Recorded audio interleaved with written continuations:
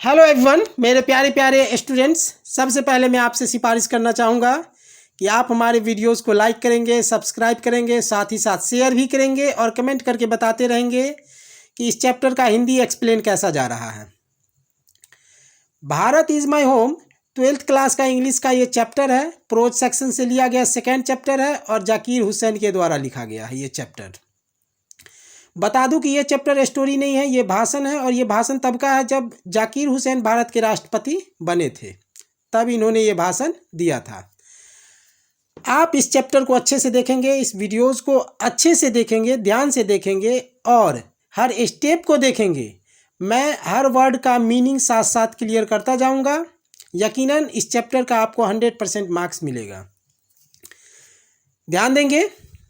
शुरू करते chapter. Doctor Zakir Hussain 1897 to 1969 born in Hyderabad. Zakir Hussain का जन्म हैदराबाद में 1897 में हुआ और इनकी मृत्यु 1969 में हुआ।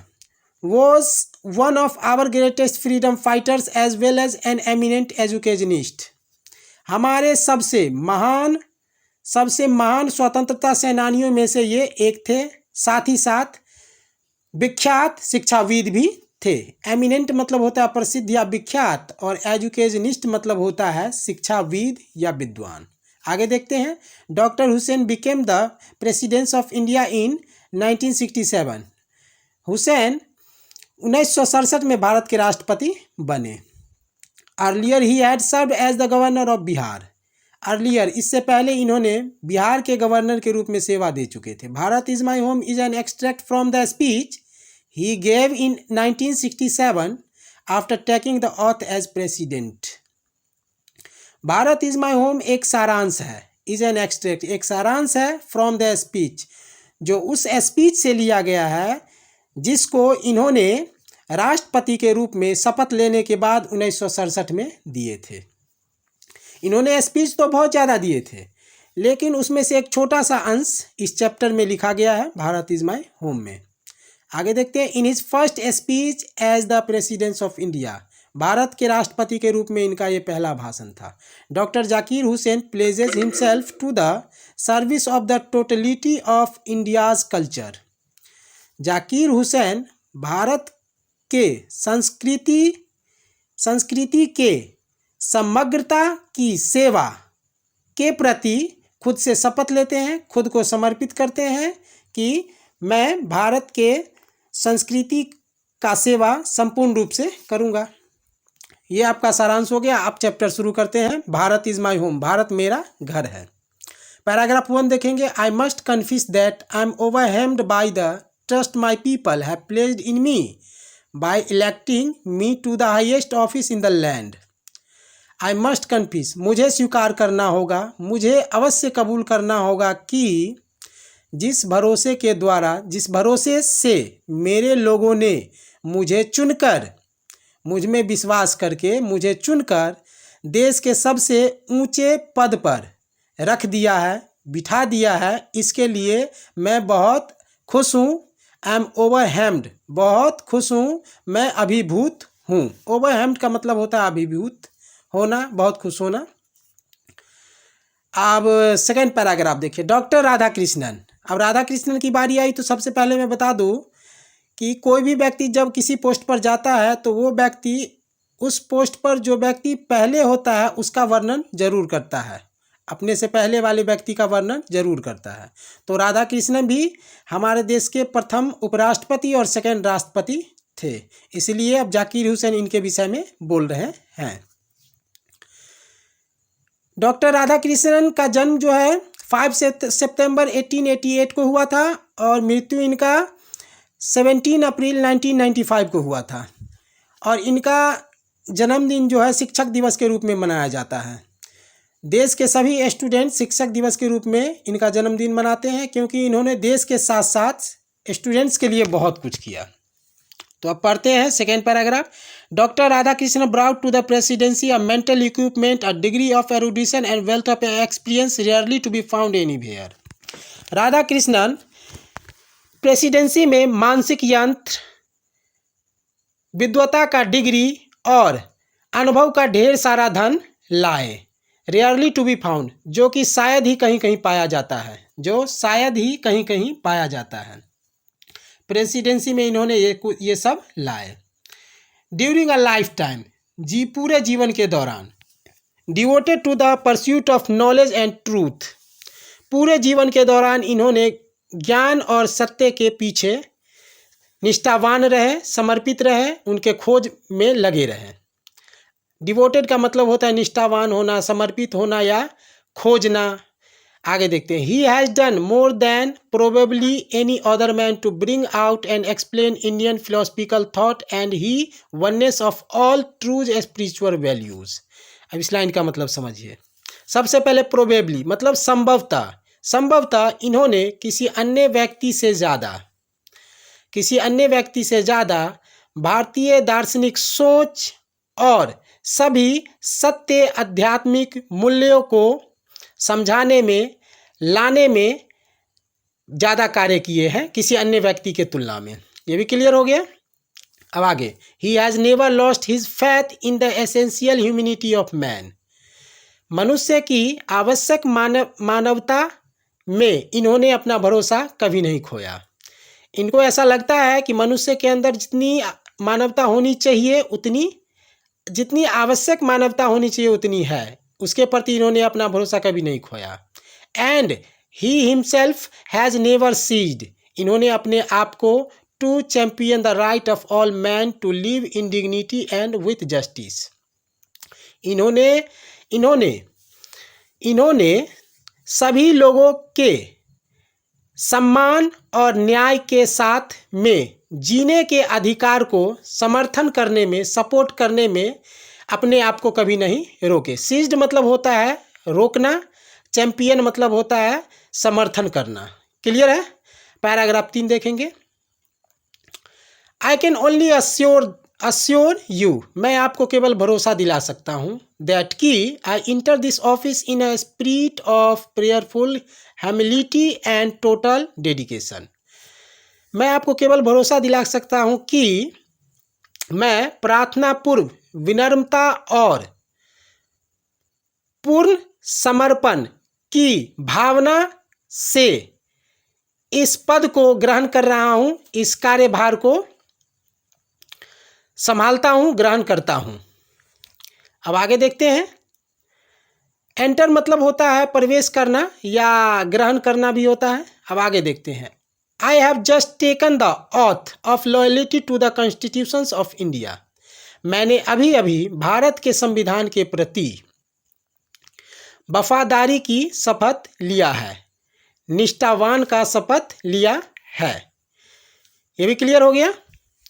लॉयल्टी मतलब होता है वफादारी, ठीक है। ऑथ मतलब होता है शपथ लेना। अब आगे देखते हैं। It is the Constitutions of a comparatively new state which its free citizens have for the first time in history given to themselves। यह अपेक्षाकृत नए राज्य का, नए देश का संविधान है जो इनके स्वतंत्र नागरिकों ने इतिहास में पहली बार खुद को समर्पित किया है। अर्थात यहाँ के नागरिकों ने संविधान के प्रति, संविधान को लिखने में, वोटिंग करने में, उनके नियम को मानने में सहयोग किया है। कंपैरेटिवली का मतलब है तुलनात्मक रूप से या अपेक्षाकृत। आगे देखते हैं। It is the young state of an ancient people who through the long millennia and through cooperation of diverse ethnic elements have striven to realise timeless absolute values in their own peculiar way.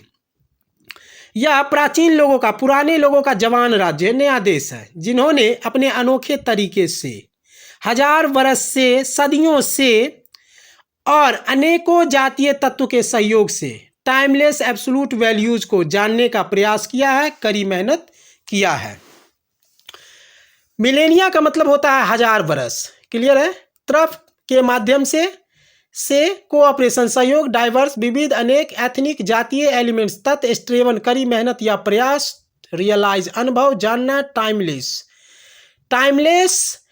Timeless absolute values. Timeless का मतलब होता है कालातीत। Absolute values का मतलब होता है एकदम निरपेक्ष मूल्य, एकदम स्वतंत्र मूल्य, एक ऐसा मूल्य, इंसाफ का मूल्य कह सकते हो उसको, एक ऐसा मूल्य जिसमें किसी तरह का बदलाव नहीं होता। और कालातीत का एब्सोल्यूट वैल्यूज क्या है? उदाहरण मान लीजिए, टाइमलेस का मतलब होता है कालातीत, यानी कोई ऐसी वस्तु या चीज़ें जिनके गुण में उसके आसपास के माहौल बदल जाने से, गुण बदल जाने से, वातावरण बदल जाने से, मौसम बदल जाने से, लोग बदल जाने से, समय में परिवर्तन आ जाने से उनके गुण में परिवर्तन नहीं होता है, वो फिक्स होता है, वही कालातीत होता है। ठीक है। और एब्सोल्यूट वैल्यूज इसका उदाहरण है। एब्सोल्यूट वैल्यूज एकदम स्वतंत्र निरपेक्ष मूल्य है जो किसी के पक्ष का नहीं होता है। क्लियर हुआ ये लाइन? अच्छा, हमारे पूर्वज जो है ये जानने के प्रयास कर रहा है, कोशिश कर रहा है।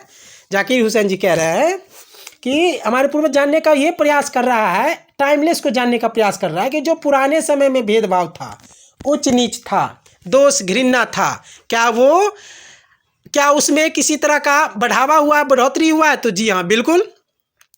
देखिए, ये भेदभाव, उच्च नीच, ये अभी से नहीं, ये प्राचीन समय से चलता आ रहा है, पुराने समय से ही चलता आ रहा है। ठीक है। और इस लाइन से, जाकिर हुसैन के इस भाषण से ये क्लियर होता है कि पुराने समय के तुलना में अभी भेदभाव, जाति पाति, उच्च नीच, दुश्मनी, घृणा, द्वेष, असहिष्णुता ज़्यादा है, बहुत ज़्यादा है। और ये सब एक गंदे नेता के पॉलिटिक्स की वजह से, और पॉलिटिक्स में एक गंदे नेता के आने की वजह से ये सब होता है। जबकि एक अच्छा नेता कभी ये सब नहीं चाहेगा, वो हमेशा चाहेगा इसमें बदलाव लाना, अलगाव नहीं, अलग नहीं करना, बदलाव लाना, नया करना, उसको चाहेगा हमेशा एक अच्छा नेता, जैसे कि जाकिर हुसैन चाहते हैं। देखिए, ये जो पॉलिटिक्स, ये जितनी भी भेदभाव, दुश्मनी, जात पात, उच्च नीच, घृणा, ये सब पॉलिटिक्स से जन्म लेता है। ठीक है। और इसका गवाह आप इतिहास के पन्ने को उल्टा के देखिए, हर एक वंश में जाइए, वहाँ पे देखिए कि पुत्र पिता को मार के गद्दी लिया, उसके पुत्र अपने पिता को मार के गद्दी लिया, फिर उसका बेटा उसको मार के गद्दी लिया, गद्दी छीना। तो ये पुराने समय से चलता आ रहा है, ये दुश्मनी, उच्च नीच, भेदभाव, घृणा। ठीक है। तो एक अच्छा नेता कभी नहीं चाहेगा ये। अब आगे देखते हैं।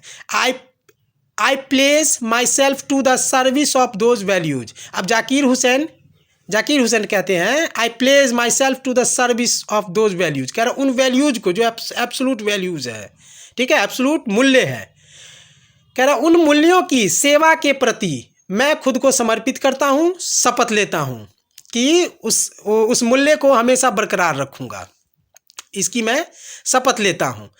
प्लेज मतलब होता है समर्पित करना या शपथ लेना। अब आगे देखते हैं।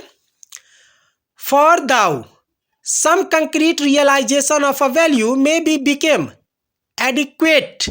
inadequate with the change of circumstance, the value remains eternally valid and precious for the newer and fresher realization.